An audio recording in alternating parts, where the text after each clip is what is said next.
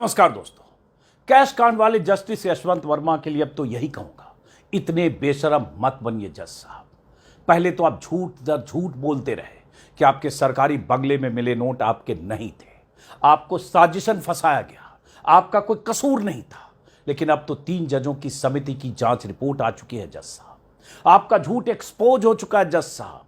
आपके बंगले से मिले नोटों से आपका कनेक्शन एस्टैब्लिश हो चुका है जज साहब। आप ही के महकमे के 3 सीनियर जजों ने अपनी जांच रिपोर्ट में आपको कसूरवार मान लिया है जज साहब। चीफ जस्टिस ऑफ इंडिया आपसे इस्तीफा देने को कह चुके हैं, फिर भी आप घड़ियाल से भी मोटी चमड़ी ओढ़कर बैठे हैं जज साहब। अब तो इस्तीफा दे दीजिए। आप ये क्यों चाहते हैं कि संसद में महाभियोग लगाकर ही, महाभियोग चलाकर ही आपको कुर्सी से हटाया जाए, वरना बेशर्मी की पराकाष्ठा लांघ कर भी कुर्सी पर बैठे रहेंगे? बेशर्मी का इतना मोटा लबादा ओढ़कर क्यों बैठे आप जज साहब? सिर्फ इसलिए ना क्योंकि आपको बिना महाभियोग के हटाया नहीं जा सकता? सिर्फ इसलिए ना क्योंकि चीफ जस्टिस ऑफ इंडिया भी आपको इस्तीफा देने को मजबूर नहीं कर सकते? सिर्फ इसलिए ना क्योंकि आपकी बर्खास्तगी का अधिकार चीफ जस्टिस ऑफ इंडिया के पास भी नहीं है? हद कर दिया आपने जज साहब।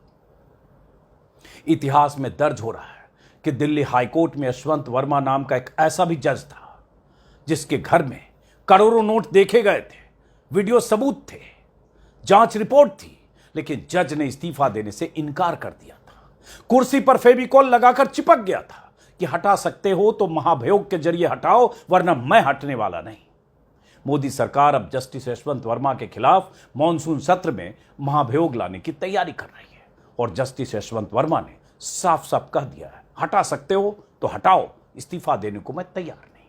जी हां दोस्तों, कैश कांड से कुख्यात हुए जस्टिस यशवंत वर्मा की अब यही कहानी है। 22 अप्रैल को पहलगाम में हुए आतंकी हमले और फिर ऑपरेशन सिंदूर की वजह से जस्टिस वर्मा के कैश कांड पर जो जांच रिपोर्ट आई, कुछ खबरें आई, हम लोग उस पर बात नहीं कर पाए। कुछ अखबारों में छिटपुट खबरें छपी, लेकिन न तो चैनलों पर उस तरह से चली, न ही हम जैसे लोग वीडियो बना पाए, क्योंकि माहौल कुछ दूसरा था। आज लगा कि इस घुसखोर और भ्रष्ट जस्टिस वर्मा की बात की जाए। जस्टिस वर्मा ने किस केस में किससे कितने पैसे लिए, या फिर उनके बंगले पर मिले या देखे गए करोड़ों के नोट से उनका क्या रिश्ता था, कैसे उन तक पहुंचे, नोटों के बदले उन्होंने बतौर जज क्या फैसले दिए या कैसे समझौते किए, इस बारे में अभी कोई जानकारी नहीं है। लेकिन यह साबित हो चुका है कि 14 मार्च को होली की रात जस्टिस वर्मा के घर पर जो जले अजले नोट मिले थे, दिखे थे, वो जस्टिस वर्मा के ही थे। देर रात उनके स्टोर रूम में लगी आग के बाद आग बुझाने के लिए पहुंचे दमकल कर्मियों ने बोरियों में भरे जले अजले नोटों के जो वीडियो बनाए थे, वो जस्टिस वर्मा के ही थे। दैनिक हिंदुस्तान में आज ही एक खबर छपी है, जिस खबर के मुताबिक दिल्ली हाईकोर्ट के जज रहे जस्टिस यशवंत वर्मा के बंगले से करोड़ों की करेंसी मिलने की जांच के लिए सीजीआई की तरफ से गठित 3 जजों की समिति ने चौंकाने वाले खुलासे किए। समिति ने अपनी जांच रिपोर्ट में कहा है कि जिस स्टोर रूम में आग लगी थी, उसमें दरवाजे से लेकर कमरे की दूसरी दीवार तक नोटों का अंबार लगा था, जो करीब 1.5 फुट ऊंचा था। इसी से आप अंदाजा लगा लीजिए कि कितने करोड़ नोट रहे होंगे। हालांकि पक्के तौर पर पता नहीं 10 करोड़ थे, 20 करोड़ थे, 30 करोड़ थे या उससे ज्यादा, लेकिन जस्टिस वर्मा के यहां नोटों का जखीरा था और यह कैमरे में कैद हुआ था। आपको याद होगा ये वीडियो, जो सुप्रीम कोर्ट के तत्कालीन चीफ जस्टिस संजीव खन्ना की तरफ से सार्वजनिक किया गया था। तब उस वीडियो में जले अजले नोटों का अंबार भी दिख रहा था, बोरियां भी दिख रही थी, और दमकल कर्मी सुलगते हुए नोटों के ढेर को आग से बचाने की कोशिश करते हुए भी दिख रहे थे। एक रैक पर कुछ नोटों के बंडल थे, उनको डंडे से या कुछ आग बुझाने वाली चीज से गिराते हुए भी दिख रहे थे। लेकिन बड़े ही नाटकीय ढंग से नोटों के ढेर को अगले ही दिन यानी 15 मार्च की सुबह हटा दिया गया। कमरा, स्टोर रूम साफ कर दिया गया। और यह बात दिल्ली पुलिस कमिश्नर ने दिल्ली हाईकोर्ट के चीफ जस्टिस देवेंद्र उपाध्याय को बताई थी। सबूत के तौर पर बंगले पर तैनात पुलिस वालों के बयान भी चीफ जस्टिस, दिल्ली हाईकोर्ट के चीफ जस्टिस को सौंपे गए थे, जिन्होंने नोटों की बोरियों के गायब होने की गवाही दी थी। तब जस्टिस यशवंत वर्मा ने अपनी लिखित सफाई में कहा था कि उनके घर पर नोटों के मिलने की बात झूठी है, उन्हें फंसाया जा रहा है। उन्होंने बाकायदा कहानी बनाकर अपनी सफाई पेश की थी कि कैसे उनके परिवार वालों को आग बुझाने के वक्त स्टोर रूम से दूर रखा गया और जब आग बुझा दी गई तब वहां कुछ नहीं था। जबकि बहुत सफाई से जले अजले नोटों के ढेर को वहां से हटा दिया गया था अगली सुबह।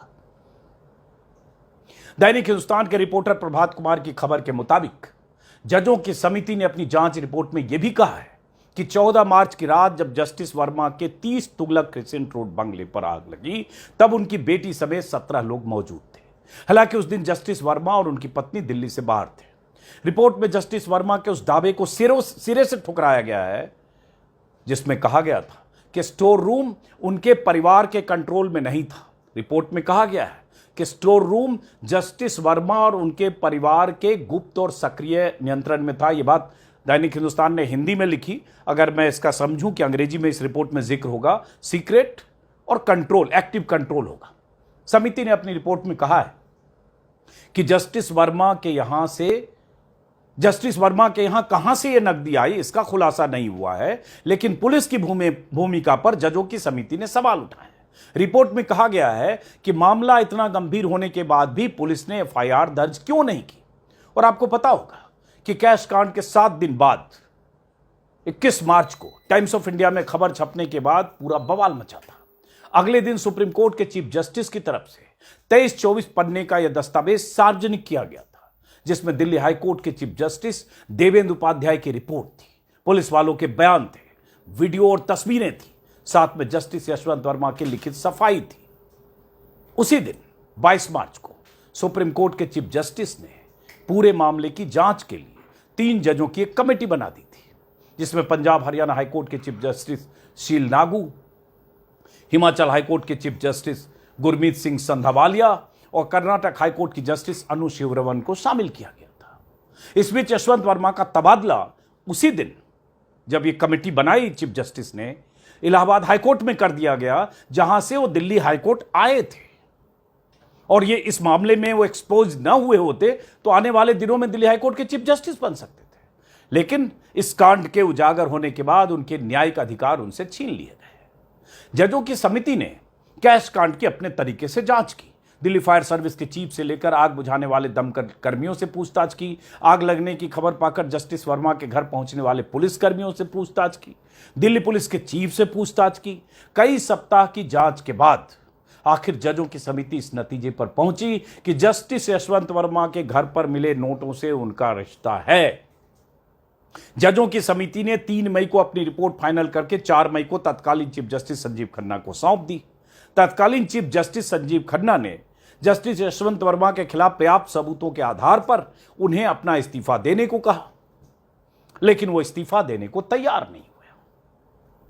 ऐसी स्थिति में सुप्रीम कोर्ट के चीफ जस्टिस संजीव खन्ना के पास कोई विकल्प नहीं था और चीफ जस्टिस इसके अलावा कुछ कर भी नहीं सकता। किसी भी सिटिंग जज को हटाने का एक ही रास्ता है, संसद के दोनों सदनों में महाभियोग। चीफ जस्टिस की तरफ से राष्ट्रपति द्रौपदी मुर्मू और प्रधानमंत्री नरेंद्र मोदी को पूरी रिपोर्ट भेज दी गई।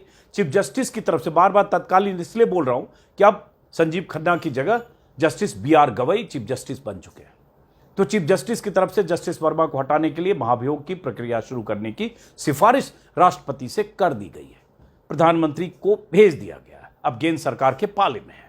खबरों के मुताबिक मानसून सत्र में जस्टिस यशवंत वर्मा के खिलाफ महाभियोग का प्रस्ताव लाने पर विचार कर रही है सरकार। इसमें सुप्रीम कोर्ट में, जैसा कि मैंने कहा, कि अब BR गवई चीफ जस्टिस का पद संभाल चुके हैं। जरा